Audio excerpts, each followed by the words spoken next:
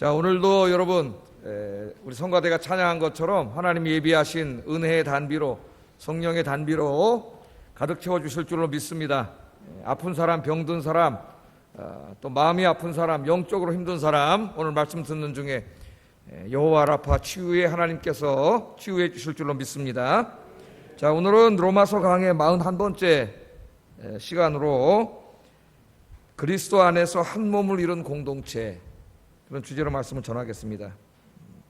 자, 그리스도 안에서 한 몸을 이룬 공동체는 교회에 대한 정의예요. 전체적으로 말하면 교회는 그리스도 안에서 한 몸을 이룬 공동체입니다. 그런 주제로 오늘 말씀을 증거하려고 합니다. 자, 이 말씀이 로마서 전체 구조 속에서 어디에 위치해 있는가를 우리가 잊어먹으면 안 되겠어요. 너무 숲으로 자꾸 들어가다 보면 산 전체의 모양을 잃어버릴 수가 있습니다.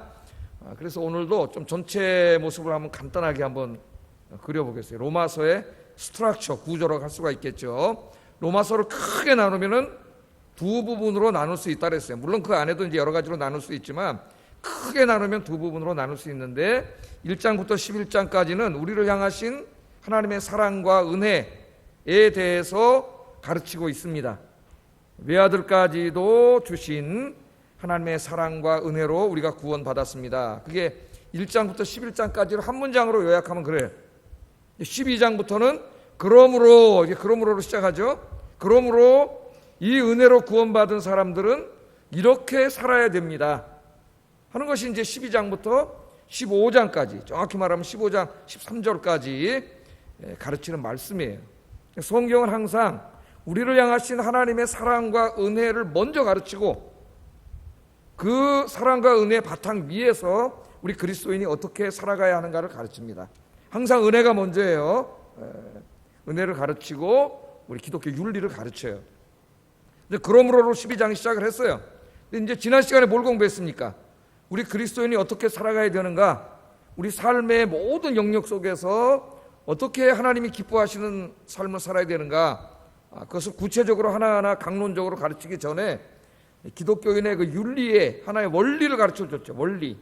그게 12장 1절 2절이었어요. 그 원리가 뭐였어요? 너희 몸을 하나님이 기뻐하시는 거룩한 산 제물로 드리라. 그 의미를 설명했고, 구체적으로 그것을 설명하면 그게 뭐예요? 하나님이 이 세대를 본받지 않고 하나님이 기뻐하시고 선하시고 온전하게 여기시는 뜻이 무엇인지를 잘 분별해서 하나님이 기뻐하시는 뜻대로 사는 거다.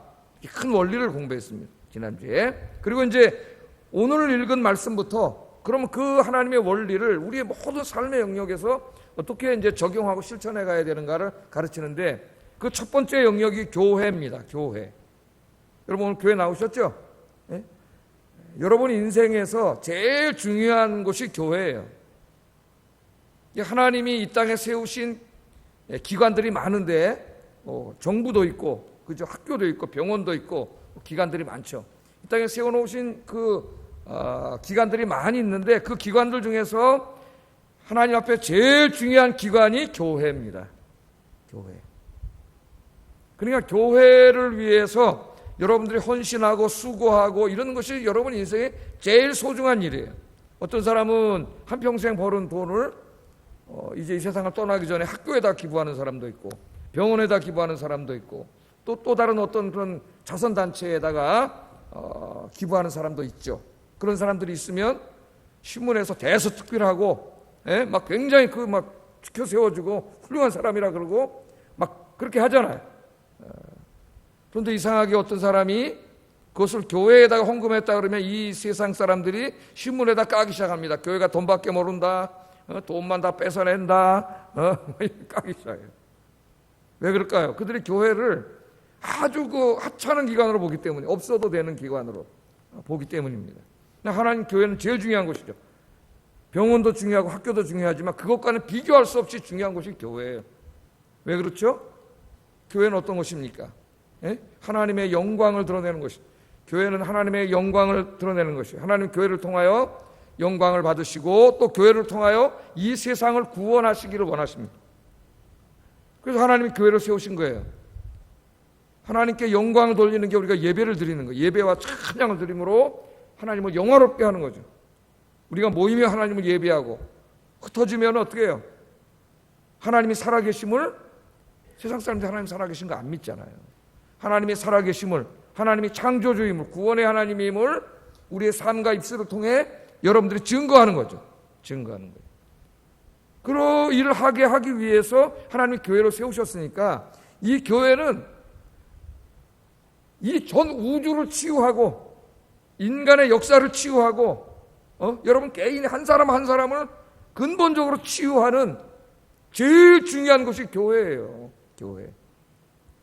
그러므로 육신의 병을 고치는 병원에다가 헌신을 하고 아이들을 교육시키는 교육기관에도 헌신하는 것도 훌륭한 일이겠지만 교회에 헌신하는 건 비교할 수 없는 일이에요. 비교할 수. 여러분 교회가 병원만 못합니까? 교회가 학교만 못합니까? 훨씬 훌륭한 일을 하는 것이 교회죠. 이 교회가. 우리가 교회가 그런 곳이라는 것을 세상에 우리의 삶을 통해 보여줘야 됩니다. 그래 이 교회가 하나님을 영화롭게 하고 이 세상을 구원하는 교회가 되기 위해서 우리 그리스도인들이 어떻게 섬겨야 되는가, 교회 생활을 어떻게 해야 되는가, 오늘 그걸 가르쳐줘요. 오늘 말씀이 이제 첫 번째는 교회를 섬길 때 우리들이 다 겸손해야 된다는 겁니다. 겸손. 굉장히 중요하죠. 교만하지 않고 겸손해야 된다는 것이고, 두 번째는 교회가 무엇인가를 분명히 알고 섬겨야 된다는 거예요. 예? 교회가 그리스도의 몸이라는 것, 그것을 분명히 알고 섬겨야 된다는 것. 세 번째는 교회를 섬길 때 하나님이 우리에게 각자에게 다 재능을 주셨기 때문에, 은사를 주셨기 때문에 그 은사대로 성실하게 섬겨야 된다. 오늘 이렇게 세 가지를 가르쳐 줍니다. 그래서 좀 오늘 이 말씀을 좀 하나하나 생각해 보겠어요. 첫 번째는 교회 와서 우리가 이제 신앙생활을 하지 않습니까? 혼자가 아니죠. 교회 오면 많은 사람들이 같이 예배를 드리고, 또 예배 끝나면은 요즘은 잘 못 모이고 있지만 기간별로 또 모이고 전도회별로 모이고, 그래서 어떤 하나님을 위해서 전도 계획도 세우고 사역 계획도 세우고 의견을 나누고 회의도 하고 결정도 하고 예산도 편성하고 회비도 걷고 이런 일을 다 하잖아요. 나 혼자 하는 게 아니고 같이 하는 거예요. 우리 모두가 함께, 성도들이. 그러므로 교회를 섬길 때에 가장 중요한 게 뭐냐면은 우리의 인격입니다. 인격.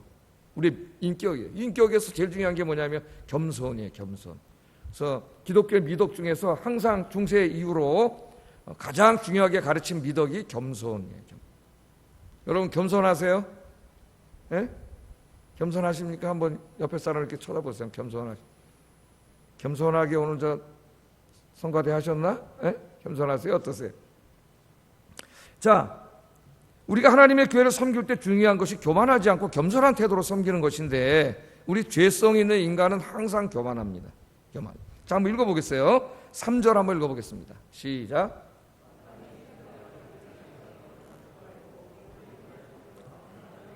믿음의 분량대로 지혜롭게 생각하라. 교회를 섬길 때 첫 번째 이제 중요한 이 말씀을 우리에게 주세요. 이 앞에 말씀에는 어떤 게 있어요? 내게 주신 은혜로 말미암아 너희 각 사람에게 말하노니, 그렇게 바울이 말합니다. 바울이 자기에게 주신 은혜가 뭐예요? 사도직이죠. 하나님의 말씀을 선포하는 설교직이에요. 예? 그러니까 내가 하나님의 사도로서 말한다, 그렇게 말을 하는 거예요. 사도 바울 자기 개인 사도 바울로서 말하는 게 아닙니다. 하나님의 종으로서 하나님의 말씀을 증거하는 거죠. 제가 오늘 설교할 때에도 저는 한 자연인으로 차창모라고 하는 사람이지만, 제가 하나님의 말씀을 들고 강단에 서서 선포할 때는 차창모라고 하는 사람으로 선 건 아니에요. 누구로 쓴 거예요? 하나님이 여기에 세우신 주의 종으로, 목사로서 하나님 주신 은혜로 쓴 겁니다. 왜 썼어요? 여러분에게 하나님 말씀을 증거하라고 하나님이 여기 세워놨기 때문에 하나님 말씀을 증거하기 위해서 여기 쓴 거죠. 그래서 오늘 사도 바울이 그 말을 하는 거예요. 그러므로 목회자 자신도 이것을 늘 깨닫고 자기 철학이나 생각을 말하는 게 아니고 하나님 말씀을 그대로 해석해서 증거하려고 힘써야 되고, 또 설교를 듣는 여러분도 인간의 말이 아니라 하나님의 말씀으로 들어야 합니다. 할렐루야. 그때 아멘 하셔야 돼. 그래 하나님 말씀으로 듣는 거예요. 자, 뭐라 그러셨느냐? 마땅히 생각할 그 이상의 생각을 품지 말라 그랬어요. 마땅히 생각하는 건 자기 자신에 대해서 생각하는 겁니다. 자기 자신에 대해서 판단하는 것인데, 마땅히 생각할 그 이상의 생각을 품지 말라고 하는 말씀은 어떤 뜻이냐면은 자기 자신을 평가할 때 실제보다 지나치게 과대평가하여 교만해지지 말라는 말씀이에요. 우리들은 물론 열등의식이 깊은 사람도 있습니다. 좀 이따 열등의식은 다루기로 하고, 우리 죄성을 가진 인간은 상당히 교만한 마음이 있어요. 다른 사람보다 자기가 조금이라도 더 많이 가졌거나 그런 것이 있으면, 더 우수한 것이 있으면 우리 마음속에 그렇지 못한 사람을 좀 이렇게 내려다보고 나 자신을 높이는 그런 죄성이 있어요. 그런데 이것을 지나치게 과대평가할 수 있어요. 자기 자신에 대해서 굉장히 과대평가할 수가 있습니다. 그래서 교만해질 수가 있어요. 이 교만은 하나님의 교회를 파괴시키는 굉장히 큰 죄입니다. 사탄도 교만해서 타락했어요. 모든 죄의 뿌리는 교만이에요. 교만. 예? 자, 교만이 뭐냐? 교만에 대해서 한번 좀 생각을 해보고 싶은데, 사람들은 교만을 설명할 때 이런 설명을 합니다. 어떤 사람이 한 가지 일을 성취한 후에 자신에 대해서 느끼는 과도한 성취감, 그것을 교만이라고 해요. 좀 말이 어렵지만 이런 거죠. 자, 내가 열심히 공부를 했어요. 공부를 다 열심히 해가지고 밤새도록 공부해가지고 학생인데 학기 말고사를 봤더니 전교 1등을 했어. 전교 1등을 하는 순간 내 마음속에 어떤 마음이 들어요? 교만한 마음이 들죠. 야, 내가 최고다. 아이, 저 공부도 못한 놈들 저거. 전교 1등은 전교 2등도 깔아봐요. 전교 2등도 다, 아유, 쟤 공부도 못하는. 교만한 마음이 들죠. 내가 돈을 열심히 벌었어요. 열심히 일해가지고 돈을 많이 벌었어. 재산이 많아요, 막. 몇백억 있어요. 그럼 어떻게 돼? 내 마음이 교만한 마음이 들죠. 성취감에 도취해가지고 교만한 마음이 들어서 돈을 못 본 사람들 내려보면서, 아유, 저것들 저 돈도 하나 없고 이런 마음이 들잖아요. 그러니까 사람들은 교만을 대충 그런 것이라고 생각합니다. 거만한 태도. 틀린 말은 안 해요. 교만이 그런 형태로 나타나기 때문에 그런 의미가 강하게 있습니다. 그러나 오늘 저는 교만에 대해서 좀 더 깊은 신학적인, 심리학적인 좀 뿌리를 찾고자 해요. 제가 교만에 대해서 설교할 때 항상 이야기하는 게 뭐예요? 교만은 나르시시즘이다.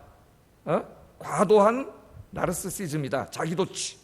그렇게 말씀을 전하면서 설명을 여러 번 했습니다. 근데 이 나르시시즘에다가 교만을 설명하는 것이 가장 신학적으로나 심리학적으로나 깊이 설명하는 거기 때문에 오늘 제가 다시 한번 좀 설명을 하기를 원해요. 하버드 대학의 정신과 교수를 지낸 스캇 팩이라고 하는 분이 있죠. 이분 돌아가셨습니다만 얼마 전에. 독실한 그리스도인이고 세계적인 정신과 의사입니다. 이분의 책이 상당히 많이 번역되어 있어요, 우리나라에.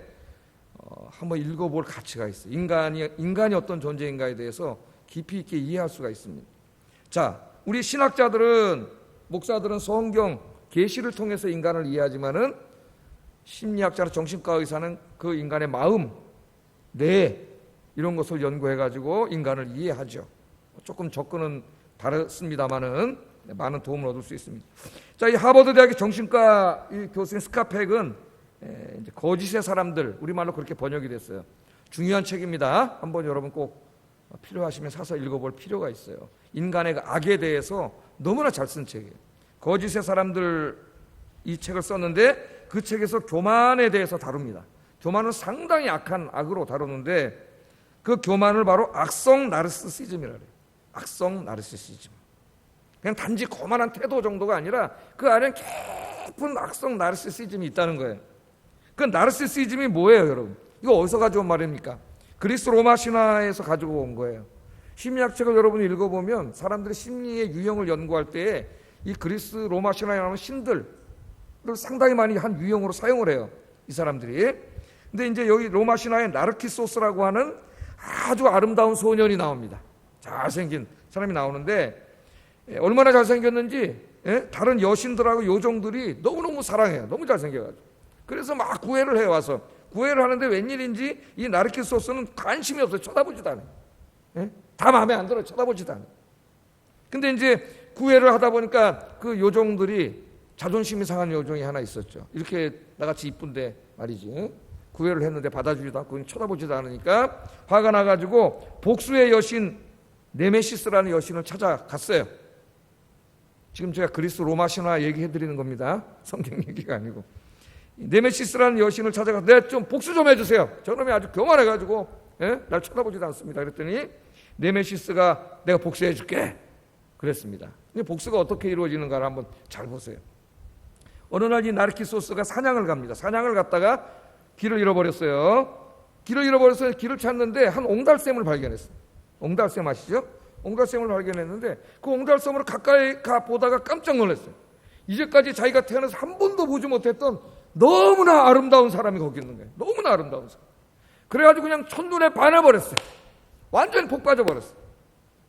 그래서 그 다음부터는 그 옹달샘을 쳐다보고 있는데 그 옹달샘에 나타난 아름다운 사람 누굴까요? 옹달샘에 비친 자기 자신. 그러니까 자기 자신을 사랑한 거예요. 예? 자기 자신에 도취돼가지고 자기 자신을 사랑한 거예요. 옆에 아무리 많은 요정들과 여신들이 미인들이 찾아와가지고 아무리 구애를 하고 뭐 해도 엽고 눈길 하나 주지 않습니다. 이 교만한 사람의 태도를 잘 나타내는 거예요. 눈길 하나 주지 않아요. 오직 누구에게만 집중해요. 옹달샘에 비친 자기 자신에게만 집중하는 거예요. 자기만 쳐다보는 거예요. 그리고 자신만 사랑하는 거예요. 밥도 안 먹고 자기 집착이야. 집착이지. 집착으로 가는 거예요. 집착은 사랑이 아니에요, 여러분. 집착은 병입니다. 그러니까 교회를 사랑하는 거하고 교회에 집착하는 건 달라요. 교회를 사랑하면 진짜 하나님 말씀대로 교회를 섬겨는 이제 배우는 대로 교회에 대한 집착은 사랑이 아니에요. 내가 이 교회를 몇 년 다녔는데 이 교회를 어렸을 때 다녔는데 이런 생각이 딱 들어가가지고 그 교회를 교회가 마치 자기 자신인 것처럼 생각하고 그 교회에 와서 생활하고 말하고 행동하는 거예요. 그렇게 함으로 교회를 어렵게 하고 힘들게 해요. 다른 사람들은. 이것은 교회를 사랑하는 게 아니에요. 그건 병이야, 병. 일종의 정신병이에요. 집착은. 자, 자기 자신에 집착해가지고 아무도 쳐다보지 않고 돌아보지도 않고 오직 자기에게만 집중하고 막 자기를 너무 사랑하는 거예요. 그러다가 결국 점점 야위게 되고 그래서 거기서 죽습니다. 그게 이제 그 신화에 나오는 이야기예요. 예? 이 나르시스키가 자기 자신에 집중하고 자기 애착에 빠져서 자기만 사랑하는 그 태도, 남들은 쳐다보지도 않고 돌아보지도 않고 오직 자기만 집중하고 사랑하는 태도가 바로 교만이에요. 교만. 그러니까 교만은 그 뿌리가 나타나는 형태는 거만하고 오만한 태도로 나타나지만 그 뿌리는 아주 지나친 자기 사랑, 자기 애착증이라고 하지, 심리학자들이. 자기 애착증. 그런 것들이 사랑 관계에 많이 나타나요. 엄마와 딸 사이에, 엄마와 아들 사이에도 나타날 수 있고, 그 애착은 사랑이 아니에요. 지극히 이기적인 자기의 욕구를 충족시키려고 하는 것이지, 애착은 상대방을 힘들게 합니다. 다 병들게 해요. 둘 다 힘들어져요. 건강한 사랑을 할 수 있어야 돼요. 건강한 사랑. 자, 이렇게 자기에 도취돼서 자기만 바라보고 자기만 사랑하는 자기 애착증, 그것이 바로 성경에서 말하는 교만이에요. 그럼 어떤 형태로 나타나겠어요, 이게? 이 사람이 오직 자기만 바라보는, 자기만 아름다운 거예요. 자기 자신만 사랑하는 거예요. 그렇기 때문에 자기 생각만 사랑하는 거예요. 자기 의지만 사랑하는 거예요. 자기 판단만 사랑하는 거예요. 자기 존재만 사랑하는 거예요. 그렇기 때문에 자기 옆에 있는 사람들의 생각이나 그 사람 자신이나 그 사람의 의견이나 이런 데 아무 관심이 없습니다. 쳐다보지도 않습니다. 듣지도 않습니다. 오직 자기에게만 집중하는. 그렇기 때문에 오만해지는 거예요. 교만한 사람 남의 말 들어야 안 들어요? 절대 안 듣죠. 오만한 사람이 남의 말 듣고 그렇습니까? 그런 경우도 있네요. 내가 잘못 생각했네. 그렇게 말하는 거 봤어요? 절대 하지 않아요. 왜? 자기에게만 집중하기 때문에. 그래서 결국 나중에는 하나님의 말씀도 듣지 않습니다. 그래서 그런 사람들이 교회에서 문제를 일으키고 타락할 때에 하나님 말씀 듣나요? 하나님 말씀도 없어요. 왜? 하나님보다도 자기가 더 소중해요. 자기에게만 집중하기 때문에 자기만 사랑합니다. 그것이 바로 교만이에요. 그러므로 이 교만한 사람들은 항상 자기 중심으로만 생각하고 판단하고 행동하기 때문에, 자기만 옳다고 생각하기 때문에 함께 있는 모든 사람을 힘들게 합니다. 교회가 하나가 될 수가 없어요. 다른 사람과 함께 일할 수가 없어요. 자기 생각대로 뭐가 안 되고 뜻대로 뭐가 안 되면 얼굴이 뻘개지고 화를 내고 나가버려요. 그 일에 참여하지 않습니다. 이거 우리 모두가 가지고 있는 죄성이에요.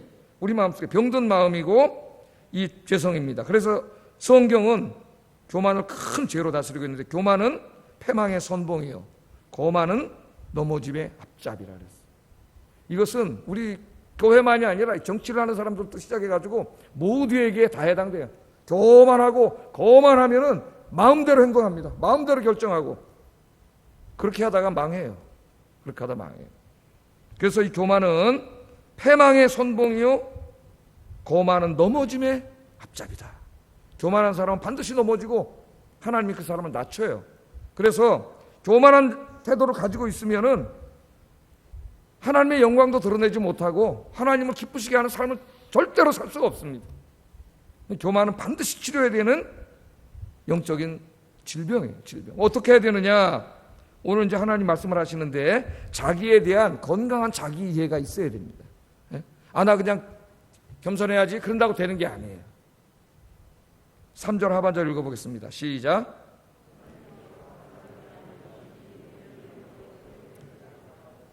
하나님께서 각 사람에게 나누어 주신 믿음의 분량대로 지혜롭게 생각하라 그랬습니다. 하나님께서 각 사람에게니까 여러분 다 주신 거죠. 누구에게만 주신 게 아니라 각 사람에게 나누어 주신, 우리 모두에게 주신 믿음의 분량대로 자기 자신에 대해서 지혜롭게 생각을 해요. 자아이해. 심리학 보면 자아이해에 대해서 많이 가르치잖아요. 건강한 자기이해에 대해서. 우리 성경적인 자기이해를 해야 돼요. 여기 이제 우리말 성경에 믿음의 분량대로 이렇게 번역을 했기 때문에 믿음의 분량이니까 어떤 사람은 믿음이 분량이 큰 사람도 있고 믿음의 분량이 작은 사람도 있고, 그죠? 그래서 꼭 이 말씀이 네 믿음이 작은 자가 믿음이 큰 것처럼 이렇게 하지 말라고 그런 말처럼 들려요. 근데 이거 그런 말이 아닙니다. 이 말이 네 분수를 알아라 그런 말이 아니에요. 여기 믿음의 분량이라는 말은 분량이라는 말보다는 어떤 기준, 어떤 표준이라는 뜻입니다. 기준, 표준. 각 사람에게 하나님 주신 믿음의 표준이 있어요. 그게 뭐예요? 예수 그리스도를 믿음이에요. 그러므로 이 말씀은 우리 모두에게 해당되는 객관적인 것을 말하는 것이지 어떤 믿음도 없는 사람이 믿음이 큰 척하는 일부의 사람의 태도를 말하는 게 아니에요. 우리 모두에게 주시는 말씀이에요. 객관적인 말씀이에요. 객관적인 말씀. 여기에 믿음은 뭡니까? 믿음의 기준. 믿음의 기준으로 자기 자신을 바라보는 거죠. 믿음의 기준으로 자신을 바라보면 어떻게 될까요? 여러분, 우리가 믿음의 기준으로 바라보지 않으면 어떤 사람은 자기를 과대평가해줘요. 그리고 교만해지고 어떤 사람은 또 자기를 너무나 과소평가해서 낮은 자존감과 열등의식에 시달려요. 그러므로 이 믿음의 기준에 의해서 예수 그리스도를 믿음이라고 하는 믿음의 기준, 여러분 다 예수 믿잖아요. 그러니까 우리 모두에게 해당되는 말씀이에요. 그 믿음의 기준에 의해서 자기를 바라보고 평가할 줄 알아야 돼. 그럼 우리는 어떤 존재입니까? 여러분 자기에 대해서 그렇게 생각해 본 적 있어요? 내가 누구인가? 맨날 자기에 대해 생각한다는 게 난 돈도 없고 배운 것도 없고 백도 없고 집도 없고 맨날 이런 것만 생각하잖아. 그러니까 어떻게 돼? 열등의식에 빠져버리는 거죠. 그렇게 생각하니까. 또 어떤 사람은 나는 돈도 있고 공부도 많이 했고 가진 것도 많고 그렇게 생각하니까 어떻게 돼? 교만해지잖아. 교만과 열등의식은 다 병이에요. 병. 치유받아야 돼. 이 둘 다가. 그러므로 예수님을 믿음의 기준에서 자기를 바라보면 어떤 사람이에요? 한번 생각해 보세요. 우리는 십자가의 은혜로 죄사함 받고, 우리는 죄인이었지만은, 그죠? 예수님을 믿음에서 우리를 바라보면 우리는 죄인이었지만 예수님의 십자가의 은혜로 죄사함 받고 의롭다 칭함을 받았습니다. 그죠? 우린 죄인이잖아요. 근데 예수님의 십자가의 은혜로 하나님이 우리를 의인이라 칭해 주셨어요. 우리 로마서 3장에서 공부했죠. 의인이 됐습니다. 그러나 우리는 의인이지만 또 여전히 죄 가운데 살아가는 죄인이기도 하다고 배웠어요. 로마서 6장 7장에서 오라 나는 공고한 사람이로다. 사도 바울도 그랬잖아요.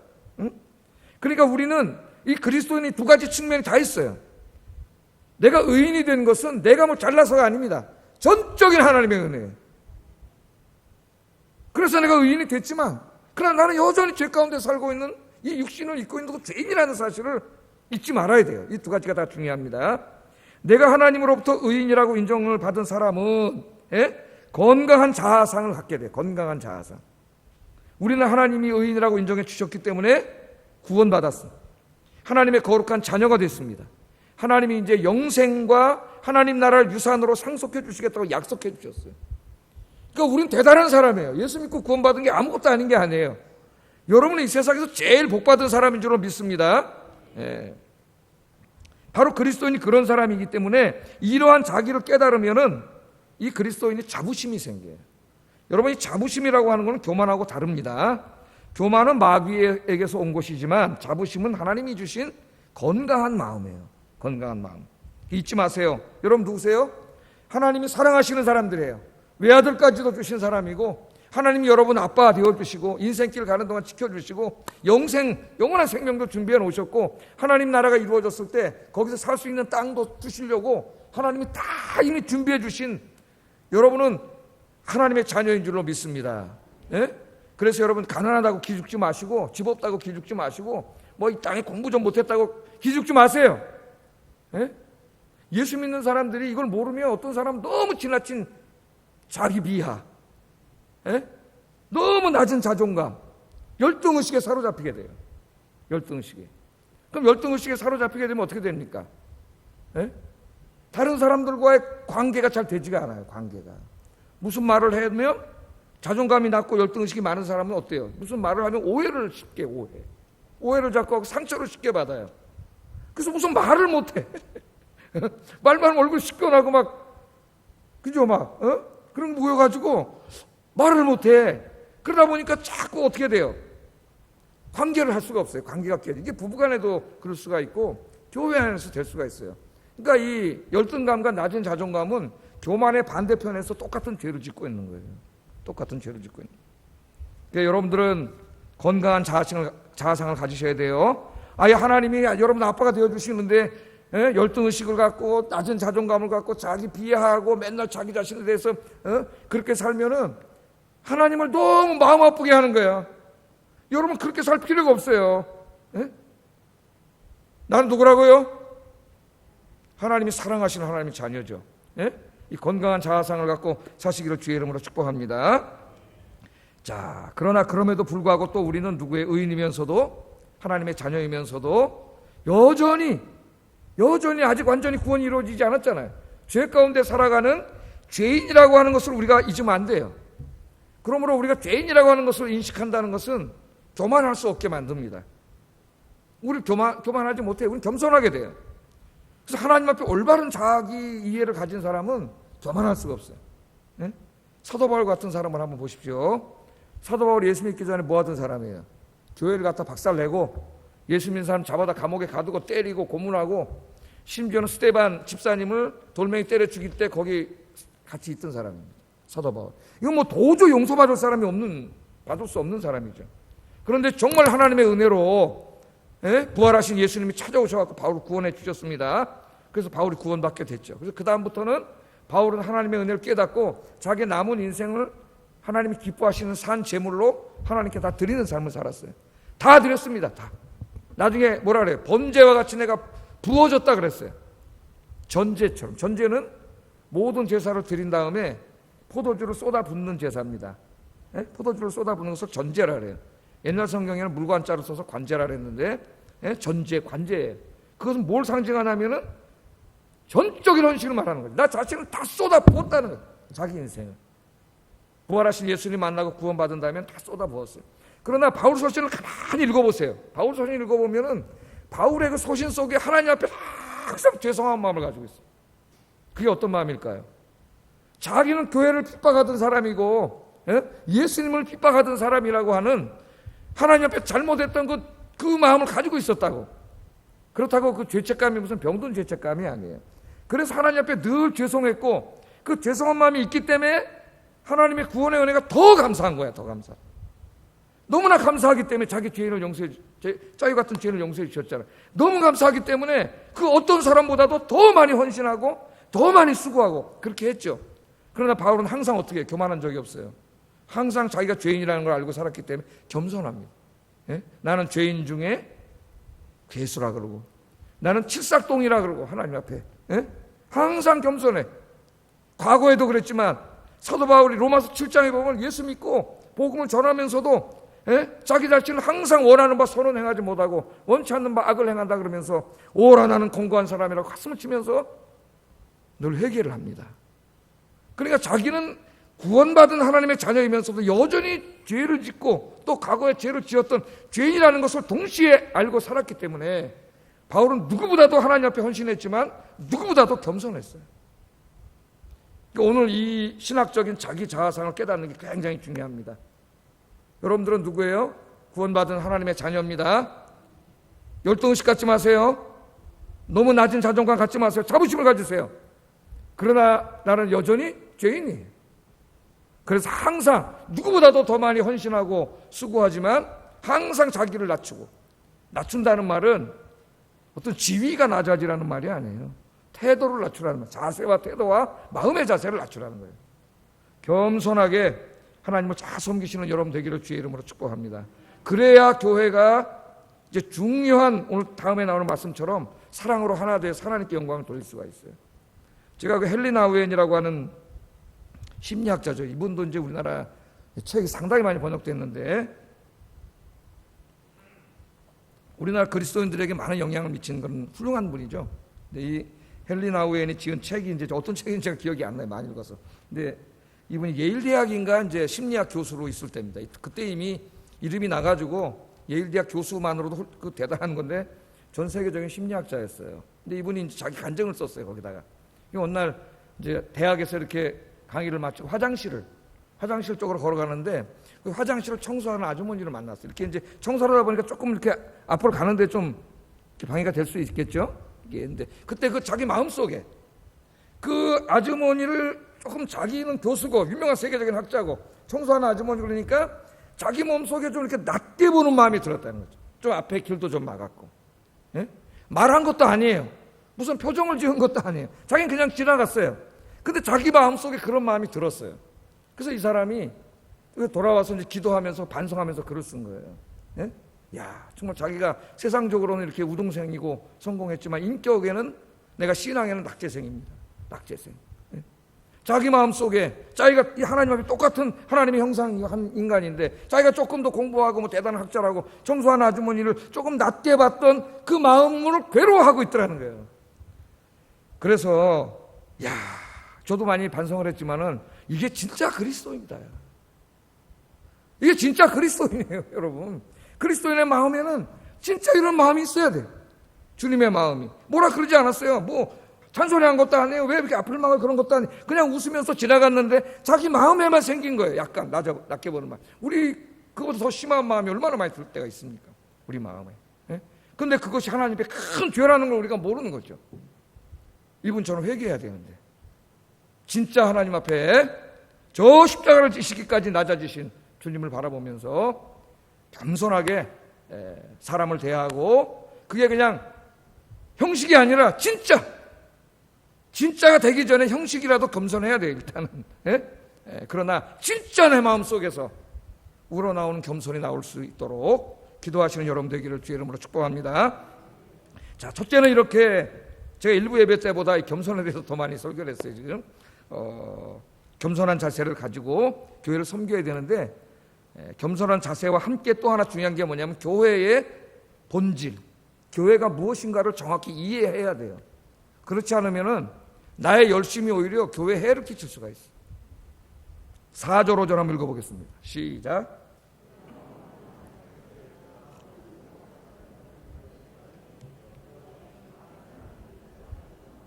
서로 지체가 되었느니라.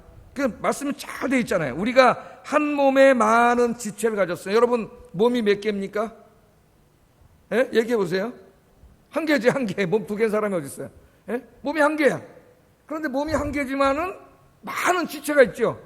팔도 있고 다리도 있고 손가락은 10, 발가락도 10개 있고 눈, 코, 입, 귀, 머리카락, 뭐 이마, 턱, 얼굴 많잖아요.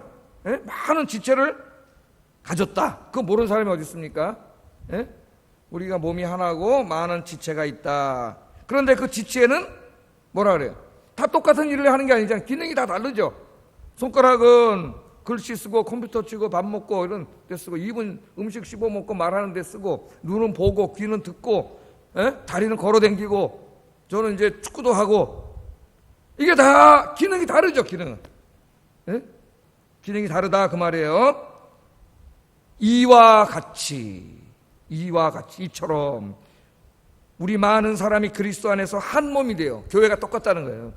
우리가 그리스도 안에서 우리 많은 사람이, 이 교회에 많은 사람이 있잖아요. 많은 사람이 모였지만 우리는 한 몸이다 그 말이에요. 한 몸. 누구의 몸? 예수 그리스도의 한 몸이다 그 말이에요. 다시 말하면 우리는 예수 그리스도의 한 몸이고, 여러분은 그 몸을 이루고 있는 다양한 지체고, 그죠? 각각 다른 일을 하잖아요. 다른 일을 하는데 그리스도의 몸을 이루고 있는 하나의 지체다. 그러니까 교회는 우리의 몸과 똑같다는 겁니다. 교회를 생각할 때 잊지 마세요. 사도 바울이 교회를 설명하기 위해서 여러 가지 메타포를 사용하는데 그 중에 가장 자주 사용하는 게 몸 메타포예요. 몸. 우리 몸에다 비유해. 몸하고 너무나 똑같아. 교회는. 자, 하나님의 교회가 이와 같다는 거예요. 정말 교회에 와보면은 정말 다양하신 분들이 있죠.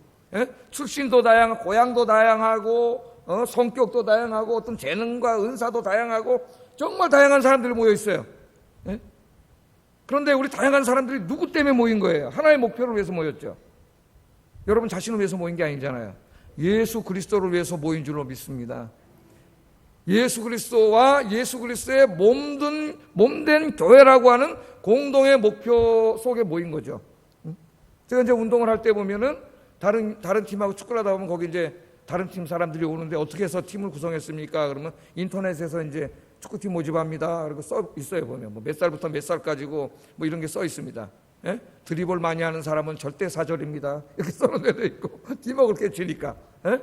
그래서 써놨어요. 그럼 이제 그 모여가지고 자기들끼리 회비 걷어가지고 돈이 드니까 팀을 구성한 거죠. 그 사람들은 직업도 너무나 다양해. 물어보면 당신은 뭐 하죠? 저는 모델입니다. 모델도 있고 민노총에 뭐 간부도 있고 정말 다양한 사람들이 모여서 축구 때문에 모인 거예요. 축구 아니면 그 사람들 뭐 모일 그게 없어요. 뭐 다 달라요. 경제적인 형편이나 뭐 공부한 정도 다 달라요. 축구 때문에 모인 거죠.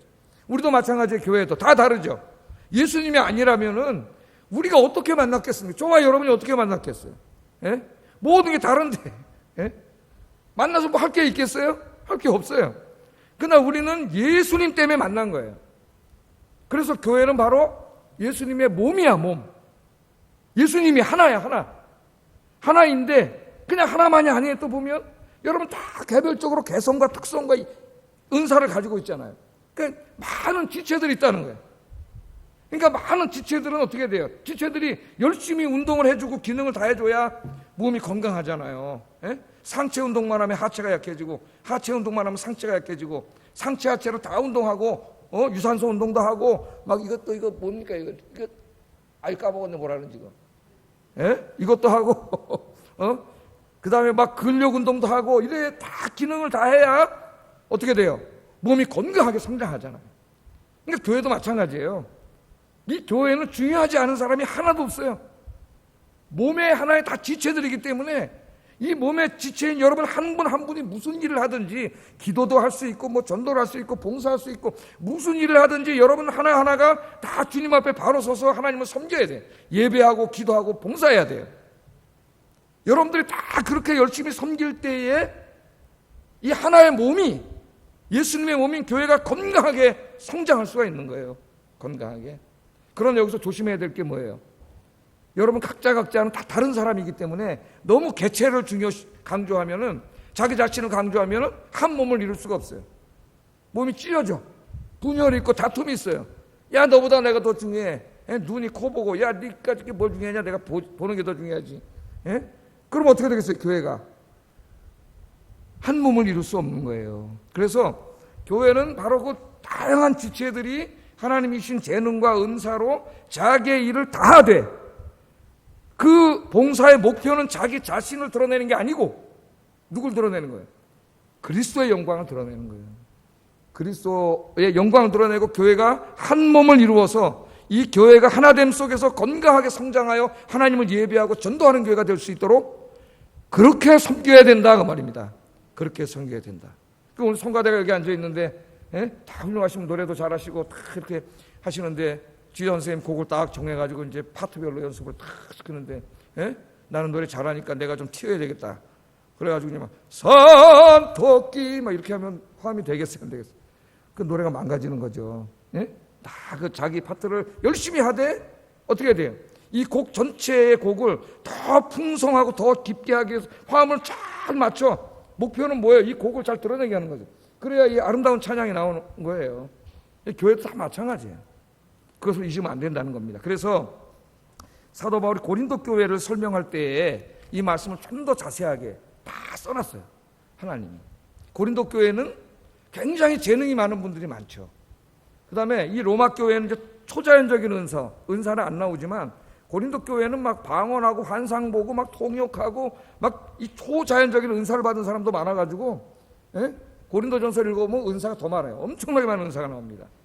자, 이 교회에 다양한 은사를 가진 사람들이 있다는 것은 축복이에요. 왜냐하면 그 사람들의 다양성만큼 교회는 풍성하게 사역을 할 수가 있어요. 그러나 문제는 뭡니까? 그 다양한 사람들이 자기를 드러내기 시작하는 순간 교회의 몸은 찢어져요. 주님의 몸은 찢어져요. 그게 고린도 교회예요. 그래서 고린도전서 1장을 읽으면 나는 바울파다, 나는 게바파다, 나는 아볼로파다 그랬더니 어떤 사람은 야 그럼 나는 예수 그리스도파다 이래가지고 갈라져가지고 싸우고 있었잖아요, 교회가. 그래서 하나님 이걸 보시고 너무나 안타까워. 하나님은 고린도라고 하는 그 이교 도시, 음란과 아주 그 쾌락이 넘치는 도시에다가 바울을 통해 교회를 세우고 그 고린도와 남그리스 지역을 다 선교하고 구원하려고 세워놨는데, 그러려면 교회가 하나 돼서 하나님을 다 섬겨야 되는데 교인들끼리 싸우고 난리치니까 하나님의 구원 계획이 다 깨져버리잖아요. 교회를 깨는 것은 하나님의 구원 계획을 깨뜨리는 거예요. 가장 큰 죄예요. 가장 큰 죄. 그게 하나님이 바울을 통해서 그걸 치유하시려고 하신 말씀이 고린도전서 12장 12절 17절인데 이 말씀 잘 보세요. 자, 뭐라 그랬어요? 몸은 하나인데 많은 지체가 있고 몸의 지체가 많으나 한 몸임과 같이 그리스도의 교회도 똑같다. 뭐 더 설명할 게 있겠습니까? 제가 다 설명했잖아요. 몸은 한 지체뿐만 아니요 여럿이니 만일 발이 이르되 나는 손이 아니니 몸에 붙지 아니하였다 할지라도 이로써 몸에 붙지 아니하는 것이 아니요 또 귀가 이르되 나는 눈이 아니니 몸에 붙지 아니하였다 할지라도 이로써 몸에 붙지 아니하는 것이 아니다. 만일 온몸이 눈이면 듣는 곳은 어디며 온몸이 듣는 곳이면 냄새 맡는 곳은 어디냐? 눈이 나만 중요해. 그럼 넌 뭘로 먹을 거야? 그럼 다 눈이면 뭘로 먹을 거예요? 입도 있어야지. 우리가 교회 봉사할 때 그런 태도를 가지면 안 된다는 거예요. 우리가 다 중요하다는 거예요. 다 뭔가 주님의 몸을 위해서 귀한 일을 하고 있는 거지 내가 더 중요한 게 아니에요. 그걸 교만이라 그래요. 교만. 내가 아니라 제일 중요해. 그 교만이에요. 또 낮은 자존감을 갖고 있는 사람은 어떻게 돼요? 열등의식 갖고 있는 사람은 시기 질투를 해. 시기 질투. 내가 없는 달란트를 가지고 저 사람이 섬기면 마음이 불편해지고 그래 폄훼하고 또 비방하고 이런 둘 다 교회를 깨뜨리는 일이에요. 그러니까 우리가 이 지금 진리를 깨닫게 되면은 교만과 질투 시기를 이겨내고 건강한 자아상을 가지고 하나님을 잘 섬길 수가 있는 거예요. 그러나 이제 하나님이 그 원하시는 대로 지체를 각각 몸에 두셨으니 만일 다 한 지체뿐이면 몸은 어디냐? 이제 지체는 많으나 몸은 하나이니라. 눈이 손더러 내가 너를 쓸데없다 하거나 또한 머리가 발더러 내가 너를 쓸데없다 하지 못하리라. 그게 그 말이죠. 그뿐 아니라 더 약하게 보이는 몸의 지체가 도리어 요긴하다. 우리가 볼 때는 막 장로님, 권사님 와 하시는 일들만 대단하고 나는 아무것도 아닌 것 같아. 아니라는 거예요. 우리 몸에서 더 덜 요긴하게 보이는 그 일이 사실 하나님 볼 때는 더 중요한 일들이 많다는 거예요. 여러분이 보이지 않는 곳에서 교회를 위해서 기도하고 섬기고 어려운 사람을 돕고 교회 뭐 먼지 하나라도 닦아내고 하는 이러한 일들이 어떻게 보면 하나님 보실 때는 더 중요한 일일 수도 있다는 겁니다. 중요한 거는 하나님 앞에 무슨 경중이 있는 게 아니에요. 다 똑같은 거예요. 다 똑같은 거다. 그렇게 말합니다. 우리가 몸에 덜 귀히 여기는 그것들을 더 귀한 것들로 입혀주며 우리 아름답지 못한 지체는 더욱 아름다운 것을 얻느니라. 오직 하나님이 몸을 고르게 하여 부족한 지체에게 귀중함을 더하사 몸 가운데서 분쟁이 없고 오직 여러 지체가 서로 같이 돌보게 하셨느니라. 지체 가운데 싸우지 말고 예수 그리스도의 몸을 세우는 일이 하나가 되어서 서로 인정해주고 격려해주면서 칭찬해주면서 열심히 섬기면 하나님이 영광 받으시고 그 교회가 더 건강해진다는 거예요. 그러면 하나님이 그 예배를 기쁘게 받으시고 이 교회가 더 전도하는 교회가 돼서 교회가 더 성장하는 교회가 된다. 그렇게 하나님 우리에게 말씀을 하십니다. 왜 이걸 이렇게 하나님 강조하실까요? 하나님은 인간을 너무나 잘 아세요. 인간의 교만과 그 열등의식을 너무나 잘 알기 때문에 시기 질투 교만을 너무나 잘 알기 때문에 인간은 그렇게 될 확률이 너무해. 구원받은 이후에도. 그래서 하나님이 이 말씀을 주신 거예요. 여러분 이 말씀을 늘 깨달으면서 하나님 앞에 건강한 자아상을 갖되 늘 겸손하게 섬기시고 이 교회는 교회는 그리스도의 몸이고 우리는 그 몸의 지체라고 하는 것을 잊지 마시고 교회를 잘 섬기는 여러분 되기를 주의 이름으로 축복합니다. 그때 교회를 섬길 때에 오늘 이거는 그냥 간단하게 읽고 지나가겠어요. 아무것도 안 주고 그냥 네 마음대로 섬겨라 그게 아니라 하나님은 우리에게 다 섬길 수 있는 재능과 은사를 주셨어요.